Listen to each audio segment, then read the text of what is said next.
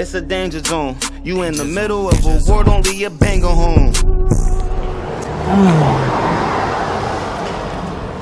Oh man, it's an update, y'all. Right now we here with Starr. What's up, y'all? What's going on? It's been a few months, man, since we last talked to you. What's new? Oh man, first thing you asked me when you see me was why I look so upset, right? Yeah. Like, what's new? Nothing's new. Mm-hmm. And that's the problem, Out here,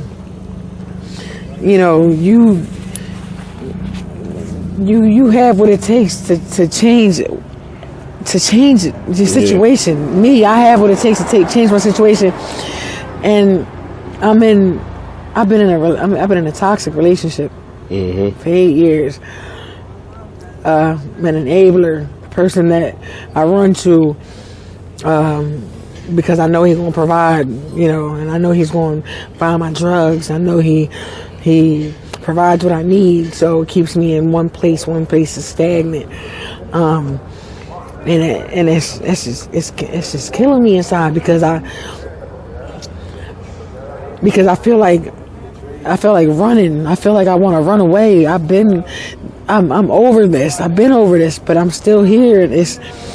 And you wonder like why you don't just go. Mm-hmm. That shit it's a lot harder than a person would imagine. Like this person provides. But they make it seem like I'm a burden when I'm there. They beat me down if I don't need them, or if I go somewhere else, if I speak to somebody, if they see me. And this person is the boyfriend, somebody, right? The boyfriend, for those that don't know. Right. Okay. And I don't see my kids. I haven't progressed in any way these 8 years that we've been together. He's hitting rock bottom. I'm rock bottom, and I'm still with this person. When I try to leave, example, a few days ago, I went to go. We had an argument. He came up, gripped me by my neck, and kicked me out. So I decided to do an intake to go inside, go to rehab, and the one thing I did wrong was call his phone when I got in a ride. So when I got in a ride, I called him to tell him that I was leaving. And what happened, you could imagine, he told me he was coming to get me. He told me to stay where I was because he was going to come and get me. And coming to get me for what, right? He came to get me. You was trying to go get clean, right? Right. I was trying to go get clean. Now, every time I try to go get clean, the one thing that he do, he'll come and get me with no problem. Like, can I ask? Do you fear you getting clean and moving on with your life? Or? That's what I believe it is. Do you feel like he fear of you getting clean, Starr, because you might not be in his life anymore? Mm-hmm. I believe that wholeheartedly because.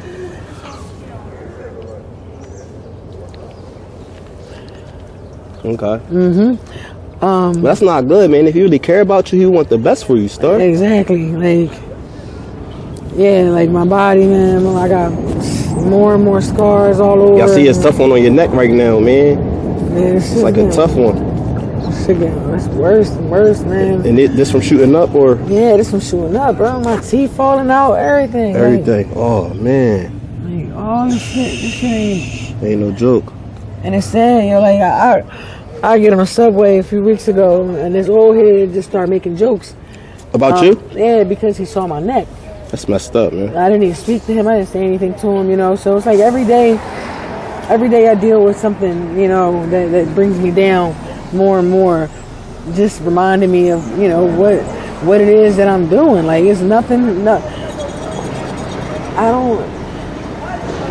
You don't knock people down at their worst. Yeah, man. I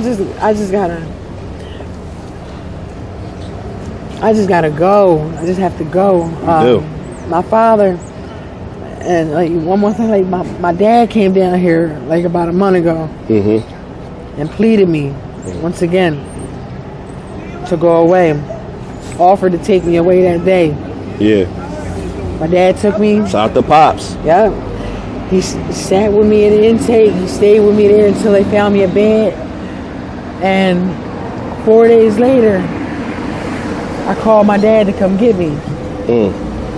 Because it became too tough. You know, I felt physically, you know, it's very hard. It's real hard, you know, physically, especially dealing with not just the fentanyl, but the trank. That takes a toll on your body. Like, body going shock. You have seizures. You can die if you don't, you know, detox correctly.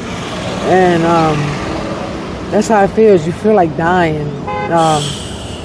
So I just seem to run every time I get to a certain point. And when I called my dad to come and get me, that hurt my dad. It hurt my dad really bad, because all he asked me to do, he asked me to think about it and just go back inside, you know. I begged him to bring me back down to Somerset, you know. The Somerset is a... Kensington and Somerset. It's a part of Philadelphia. Yep, it's a strip of Philadelphia. Kensington. And my dad looked at me and couldn't hold back the tears. Damn. Because he's like, I'm doing whatever to try to save my daughter's life, and my daughter is just asking me to drop her back off in the hood. My dad told me, if I drop you off there, don't call me. You broke his heart. Right. My dad's raising my children. My dad's raising my children. My family's raising my children. My family is tired. My mom's, she said she getting tired of praying. You know, my daughter gave up. And how old is your daughter that gave up? 17. Oh, man. You know, things like we do things we would never do sober. Like, being honest, like, I borrowed my daughter a bike a few months ago, yo. First thing they told me was, please don't sell that shit. Oh, man. Like, and I'm not embarrassed to talk about this shit. This is real. It's real. I ended up selling my daughter a bike. Damn. That shit made me, that shit. It broke her heart. Yo, that shit, it broke my heart. It broke your heart. Their heart.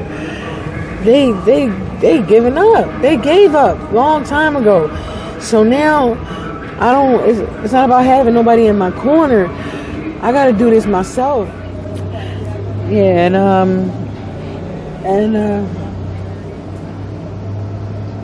another thing. Being out here, you got friends. Again, when you got drugs, you got money and all that. But at night, this shit's scary. This shit ruthless. It's dangerous. You know. I've gotten in trouble. I've gotten in 3 fights down here, right? But I got jumped twice, and this last one I got beat with a brick. All right, like a gash in my head. And is it visible or nah? The gash? I'm not sure how much you can still see of it. Oh, y'all see it. Yeah, and that's healing. You know, I got one in there, and I got one up in my head somewhere. But when they was beating me with it, it's beating you with a brick, like consistently hitting you with a brick. Oh, man. I just did a shot, so I was incoherent. And what's your drug of choice for those that don't know? Heroin and cocaine. Okay, you can continue the story. And I was so out of my mind that I didn't know where they was coming from. They snuck me. I couldn't stop them. I can't tell you who did it. Like, I wouldn't be able to recognize or point the person out, and that's not okay. Did they hit you in the hand with the brick too? I think you showed me a mark. Right here. That right there. That's from me. That's from me trying to protect myself. Oh, block yourself. Right. Hey, that one block probably saved you from dying. Yeah. Because it was a lot of blood. It was a lot of blood. You know why that happened? Was it own money or? No, that was why. Yeah, I know why. Why? Because being out here, when you don't have money, you don't have shit, you do fucked up shit. Yeah. The one person to tell you out here that they ain't did something or stole from somebody out here, they're a liar. Lying. If they use, it doesn't mean that's what they want to do or that's the person they are, no. But in the act of addiction, when I don't have, and I catch somebody slipping, and by slipping I mean sleeping, nodded out, fucked up, I'm gonna take your shit. Well, honestly, if I don't take it, somebody else won't take it. And the same way I've fallen asleep and got my things taken, I've done the others. Somebody came back and they wanted that iPhone, and they beat me with a brick and a sock. Like, they put the brick inside the sock? That's what I heard. I didn't even know I was getting hit with a brick until the next day. Somebody told me, because I was wondering why there was so much blood everywhere. Yeah. Did you get medical attention? Not at all. Right. You just self-healed or what? Yeah. Dang, Starr, come on. Right, and I'm breaking myself down, my body down, man. Everything, and there's no, man, this is a repetitive story, but sometimes it's going to come a point where it's going to be too late. Yeah, it's too late. It's going to be too late. Yeah. Again, it's like... In a body bag. Exactly. Like, they don't want that for you? My dad want me to fill out some insurance papers for him to be ready in case somebody called him and tell him that I got killed. Oh, man, that's a tough conversation to have with your father, Starr. My mom, like I said, she said she getting tired of praying for me. And it's not fair to them. And it's not fair to myself. So hopefully, and not even hopefully, but the next time y'all see me, it's going to be different. Yeah. It's going to be different because I got to go. You got to. It has to be different. Starr, I got to ask. I'm happy you're ready to leave. Actions speak louder than words. Exactly. You almost did it before. This time you could do it and complete it. Right. But what's been going on with you? How you been able to fund, for your addiction? I know you've been stealing. Yeah, but the most that I like, one huge part of it is my partner. Oh, he's helping you enable. That's why I deal with a lot of this shit that I deal with. And then when he runs out of money, I run the streets. Do you ever have to prostitute? That's what I do when I run the streets. And how do your partner feel about it? Oh, like that. He gets pissed? Yeah, that shit's embarrassing to him. That shit hurt, but when you can't provide, again, this is not an every other day habit. Mm-hmm. It's an every few hour habit. Yeah.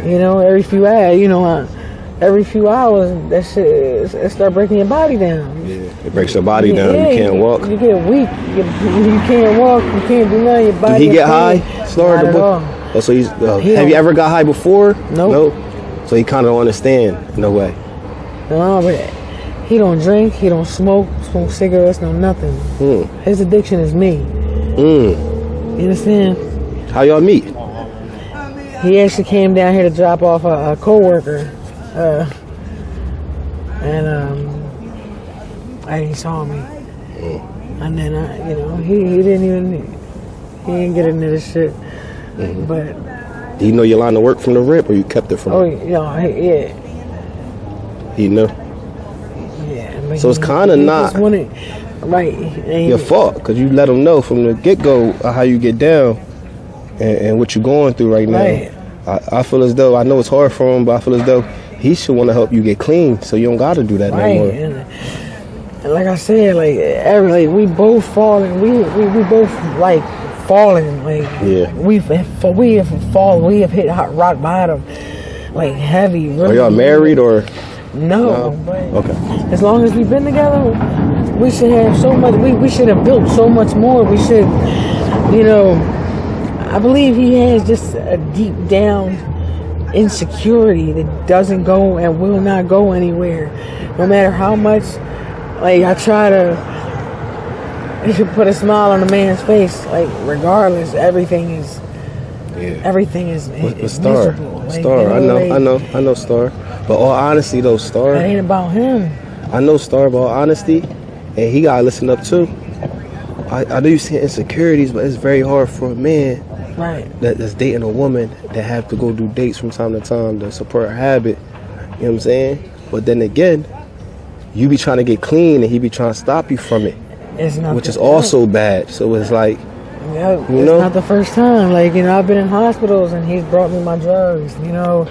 I've been in what makes you think he'd rather you stay at this level than leveling up? Listen, before, like, he loved for me to look good, this, that, and the other, right? Yeah. But when I look good, this man is miserable. He don't like for people to give me compliments. He don't like for people to speak to me.